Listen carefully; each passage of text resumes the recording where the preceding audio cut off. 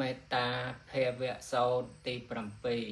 3:53 ទំព័រ27 ខ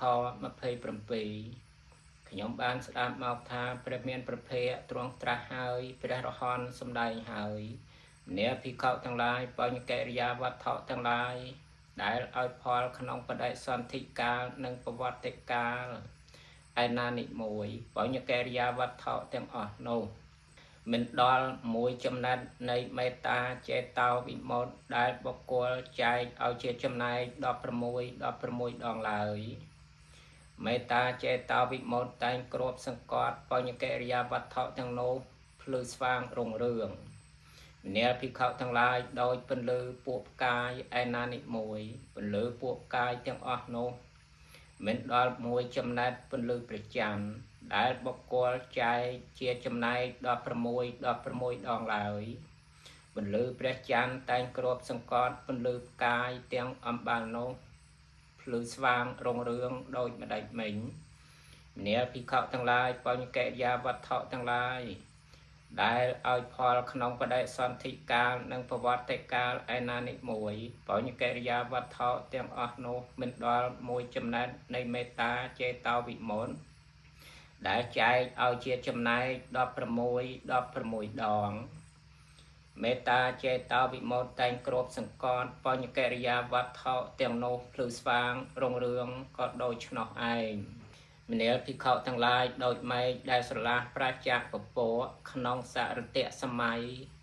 ក្នុងខែជាខាងចុងនៃរដូវភ្លៀងព្រះអាទិត្យក៏រះត្រដួចត្រដឹមក្នុងពពកក៏ចាំបងអងើតឯកដល់អាកាសទាំងអស់លើស្វាងរុងរឿងដូចម្ដេចមិញមនាលភិក្ខុទាំងឡាយបញ្ញកិរិយាវត្ថុទាំងឡាយ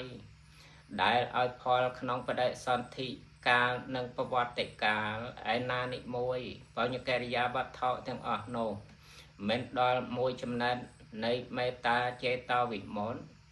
ដែលបុគ្គលចែកឲ្យជាចំណែក16ដងឡើយ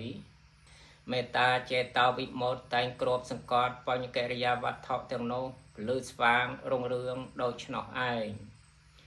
អ្នកភិក្ខុទាំងឡាយដោយផ្កាយព្រឹកភ្លឺស្វាងរុងរឿងក្នុងបច្ចុប្បន្នសម័យនៃរាត្រីដោយម្ដេចមិញមនាលភិក្ខុទាំងឡាយបញ្ញកិរិយាវត្ថុទាំងឡាយដែលឲ្យផលក្នុងបដិសន្ធិកាលនិងប្រវត្តិកាលឯណានិមួយបញ្ញកិរិយាវត្ថុទាំងអស់នោះមិនដល់មួយចំណែកនៃមេត្តាចេតោវិមុតដែលចែកឲ្យជាចំណែក16ដងឡើយមេត្តាចេតោវិមុតតែងគ្របសង្កត់បញ្ញកិរិយាវត្ថុទាំងនោះភ្លឺស្វាងរុងរឿងដូច្នោះឯងលុះព្រះមានព្រះភ័ក្ត្រទ្រង់សម្ដែងសេចក្តីនោះហើយទ្រង់ត្រាស់គាថាពន់នេះក្នុងសូត្រនោះថាបុគ្គលណាមានស្មារតីចម្រើនមេត្តាមិនមានប្រមាណបដិខៈសញ្ញោជនៈទាំងឡាយរបស់បុគ្គលនោះអ្នកឃើញកិរិយាអស់ទៅនៃកិលេសរមែងស្ដួយស្ដើងបើបុគ្គលមានចិត្តមិនប្រទុសាទសំបីតែសត្វមួយចម្រើនមេត្តាជាបុគ្គលឆ្លៀសវៃ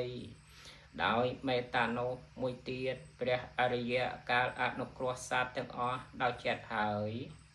ឈ្មោះថាធ្វើបន់ច្រើនជួនទាំងឡាយណាឈ្នះផែនដីដ៏ដេរដាស់ទៅដោយសានជួនទាំងឡាយនោះជាធម្មិករាជប្រហែលដោយឥសីហើយញ៉ាំងការបូជាឲ្យប្រព្រឹត្តទៅគឺទ្រង់ឆ្លៀសវៃក្នុងការទំនុកបំរុងធញ្ញាហាគឺស្រែស្រូវឲ្យសម្បូរក្នុងព្រះរាជជាណាចក្រមួយទ្រង់ឆ្លៀសវៃក្នុងការសង្គ្រោះរាជបរោះមួយទ្រង់ប្រកបឧបាយចងចិត្តមនុស្សឲ្យចូលចិត្តមួយទ្រង់មានព្រះបន្ទូលផ្អែមល្ហែមមួយជាហេតុឲ្យស្រុកទេរៀបទេបសានត្រានគ្មានចោលតលតែមិនបាច់ដាក់កន្លឹះចាក់សោទ្វេផ្ទះមួយការបូជាទាំងឡាយនោះមិនដល់មួយចំណែកនៃបុគ្គលអ្នកចម្រើនមេត្តាចេតដែលចែកឲ្យជាចំណែក16ដងឡើយដោយពួកកាយទាំងអស់មិនដល់មួយចំណែកនៃពន្លឺព្រះច័ន្ទ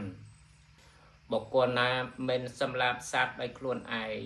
មិនប្រើឲ្យគេសម្លាប់មិនផ្ចាញ់ផ្ចាលដោយខ្លួនឯងមិនប្រើគេឲ្យផ្ចាញ់ផ្ចាលជាអ្នកមានចំណែកនៃមេត្តាកណ្ដងសត្វទាំងឡាយទាំងពួងពៀមិនមានដល់បុគ្គលនោះដោយហេតុណានេះមួយឡើយខ្ញុំបានស្ដាប់មកហើយថាសេចក្តីនេះឯងព្រះមានប្រភេទបានត្រាស់ទុកហើយជាប់មេត្តាភេវៈសោតទី7